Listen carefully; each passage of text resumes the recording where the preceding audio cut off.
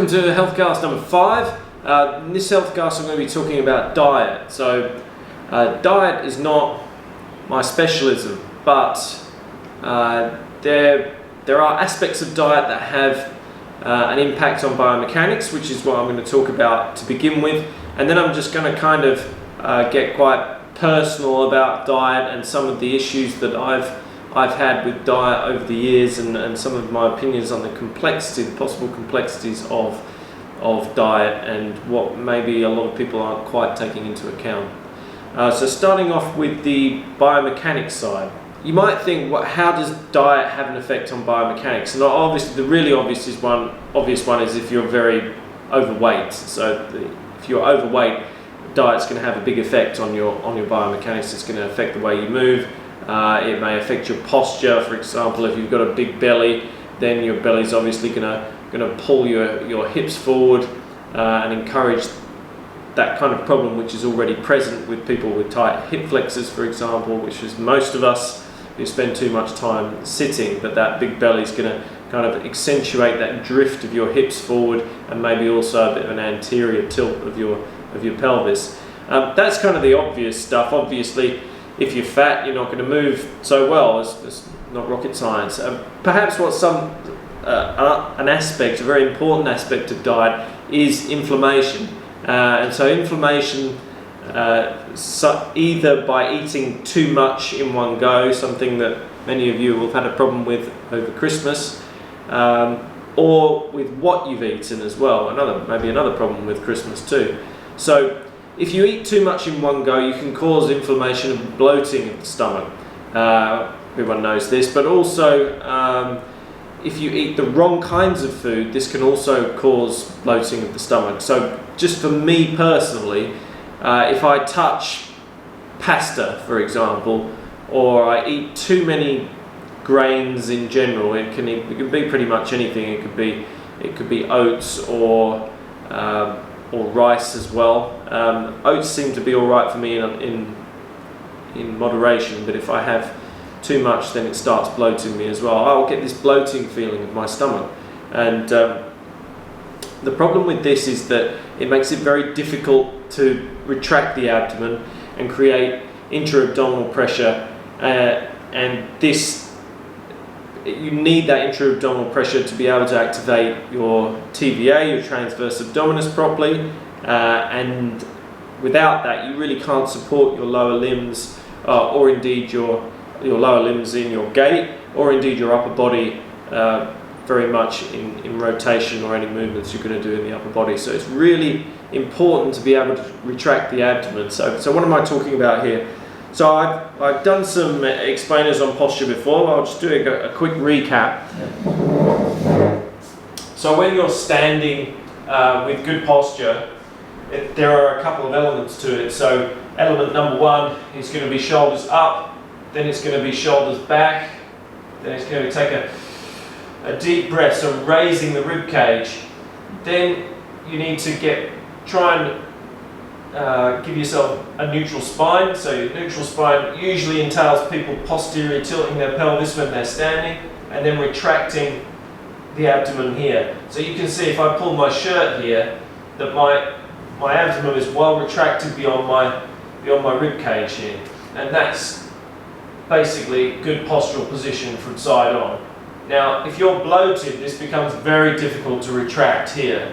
So obviously, if you eat too much, or again you eat the wrong kinds of foods for you personally, then you're not going to be able to retract the abdomen very easily. It's going to become even more difficult when you actually start moving. So just in standing there, trying to put myself in a good postural position standing, perhaps I could still do that fairly well with a little bit of some minor bloating in my stomach. But if I started trying to maintain this good postural position while I'm moving, and try and retain that intra-abdominal pressure as I'm moving, and keep that abdomen retracted, it's going to get really difficult. And the more resistance, the more intensity I put on the movement, the harder it's going to be. And to be honest, the biggest limiting factor to my workouts these days when I do things like that is what I've eaten. So it's not usually a problem in the morning with me, but if I have something for lunch that's not quite right, sometimes I can, even 2 or 3 hours afterwards, I might go to the gym and I just get this slight uncomfortable feeling of bloating. It was a much bigger problem for me in the past before I kind of figured out what was causing that. But that has a limitation on my ability to work out properly, because every movement I'm making, I'm trying to keep this abdomen retracted and try and keep this pressure so I can activate my TVA and move properly. But with the bloating, that makes it very difficult. And to be honest, it's probably the biggest restriction on my workouts. That's the biggest problem I have in my workouts. So very rarely am I tired these days. Do I go to the gym and I just feel, I can't bother to do it today? Generally, I'm pretty fresh every time I go to the gym. I kind of make sure it's that way as well. I don't try not to train tired, because if you train tired as well, it's also very difficult to hold these positions if you're tired. So it has a big impact on biomechanics diet, and I'm going to talk about some of the problems with diet and perhaps what I consider a good diet for the rest of this video. So what do I personally consider a good diet? Well, basically, I had an old gym boss many years ago in Melbourne who used to say, if it rattles, if the packet rattles, then you probably shouldn't eat it. And what he kind of means by that is, it's an ingredient thing, really. So if you're not eating natural foods, then it's probably not good for you. And I think that's a good rule of thumb to go by. If the food is natural, if you look at if it is in a packet, if you look at the packet, it doesn't have many ingredients. It's probably much better for you than one that has a huge long list of ingredients. It isn't as simple as that though. So you could say that, for example, rice and wheat are natural food products. Personally, as soon as I touch wheat, I just get bloated. It's not like I'm really intolerant or allergic to wheat, but it definitely bloats my stomach, causes inflammation, and means I can't train properly if I eat wheat. So for me personally, I used to pretty much eat rubbish until about 2007, where I did a trip to Central America and I got E. coli poisoning. In fact, before I got E. coli poisoning, I got another bad stomach problem, and then which was treated with a general antibiotic, which was a bit like throwing a nuclear bomb in my stomach and just killing everything off. And then when I hit E. coli, that just kind of finished me off. So in 10 days I lost something like 12, 13 kilos. And ever since then, my stomach has been much more sensitive to what I'm eating. And so I've had to kind of have a process of elimination about it. And over the years I've eliminated certain foods, been much more natural in what I eat. So I really don't eat packet. I tend to eat meat, vegetables, fruit, and the occasional treat like chocolate or something like that, but it's really occasional. I mean, like 1 or 2 squares every now and then, compared to, I could just eat a whole 500-gram bar of chocolate pretty easily, because I used to work out quite a lot, and so I kind of needed the energy too. And that's what you might find too. If you don't necessarily have to be fat or just obese, overweight to eat too much. You can be someone like I used to be. I used to do lots and lots of exercise, and so I'd need to eat a lot of food, but then that volume of food that I needed to eat did cause some problems with my stomach, and so it's not quite as simple as just eating natural foods. And of course the natural foods that you do eat can have an effect as well. Like I said, those grains, for example, just don't sit well with me. It's not that I don't eat them at all, but I eat them very sparingly, and I guess you could call them natural foods. But there are some fruits and vegetables that I also struggle to eat that don't quite sit very well on me. So you've just got to kind of find which ones cause the problem and then just eliminate them, and that's what I've done over the period of many years.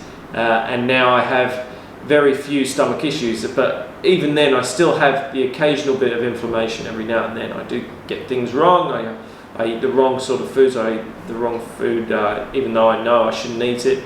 I think we all do that a little bit, but I've definitely got better at it. Now the complexity of the situation is that we're all different as individuals, and you can go down a bit of a rabbit hole with diet. So you can try different diets out there. There are vegan diets, there are carnivore diets, paleo diets, there are raw diets. They're all natural diets. There's all kinds of diets out there, and people swear by them. One of the more recent crazes has been on a limited carnivore diet. And I think the reason why sometimes people swear by these diets is simply that they get inflamed by a lot of different foods, and the more foods they cut out, the better they feel, and it's as simple as that. But obviously there's going to be a limitation over time. You're going to need some nutrients that you can't just get from meat, or you can't get from being just like a vegan diet or a fruitarian or whatever it is. And it's really individual. So, for example, I'm a white Westerner, European Westerner, and my wife's Korean, and historically the food that was eaten in Far East Asia is quite different to the food eaten in Western Europe. So you've got to think how adapted for example, a Korean's stomach would be to a Western diet, and vice versa. Is it just that they need to adapt a little bit and after a little while they'll be fine, or is it something deeper than that? For instance, lactose intolerance is much more prevalent in Asians, and the theory about that is that they didn't domesticate the cow for milk anywhere near as early as white Europeans did, for example, or even Middle Easterners. So you've got to think, is that the case with other foods as well? So, for example, are the spices and chilies eaten in Asia going to have more of an effect on Westerners? Tofu, for example, and soy products are eaten much more in Asia. They seem to have a greater negative effect on Westerners than they do East Asians, particularly men. So there are lots of differences, and we've it's only really been in the last, probably not even 100 years that we've been this multicultural, and we've just thrown all these different foods together with this such abandon. So how much of effect this is actually having on us and our health and our ability to digest food and things like that is another question. So it's a really complicated subject. All of us are a mix of different nationalities, I would guess. Even going back in my history, I would suspect that it's not entirely white European. For the last few hundred years, there's probably a mix. And so, my daughter is half Western, half Asian, so perhaps she's going to have some mixes of intolerances or problems with different foods, and she's going to be alright with some that I'm not alright with, and she's going to be and vice versa. So it's really complicated, and I don't think that there's a really solution, a one-size-fits-all solution for everyone. So you're going to have to probably figure it out on your own. But if there's one thing that probably can be said for everyone, the more natural the food, the better. So if it's got less ingredients, you're probably onto a winner there. Okay, and the last thing I'm going to finish on here in this slightly briefer podcast is fasting. So it hasn't been something I've tried an awful lot of, intermittent fasting, but I hear good things of it. The theory of it, of why it might work, is because our ancestors would have not really had the same access to food that we have, and they would have gone through periods of plenty and periods of famine as well. So they would have had to have eaten a lot, and then, for example, they'd have eaten a lot of food where it's plentiful, and then they would have had periods of hardly eating anything at all. And that this is now wired into our physiology, this kind of famine and feast kind of cycle. And so every now and then it's kind of a good thing to just not eat for a while. I did personally, I guess you could say I do it a little bit. So I eat very, very early for my dinner, for example. So I would generally have about 13 hours from eating my dinner to then eating my breakfast the next morning. So I'm almost always going more than 12 hours without eating, and I find that really helps settle my stomach. If I eat late and I don't have that gap, I really notice the difference. So I eat really early for my dinner, and I eat mostly during the day. I don't eat very much at night, and that's kind of, there's a bit of a problem with that. Although that makes me feel a lot better physically, obviously it's not ideal socially. And most of the time when we have friends over to eat, for example, we're always eating past 7 o'clock, whereas I'm eating often at about 4 o'clock. I know that sounds bizarre, but it definitely makes a difference, and I feel much better when I eat earlier. But yeah, most people don't do that. I wish they did. I'd definitely prefer having dinner at like 4 o'clock with everyone. But so that's probably about as far as fasting goes for me regularly. I'm always 12 or 13 hours between my dinner and my breakfast the next day, and I think that's a really good thing to help your stomach just settle down. Now, I did try once a 36-hour fast.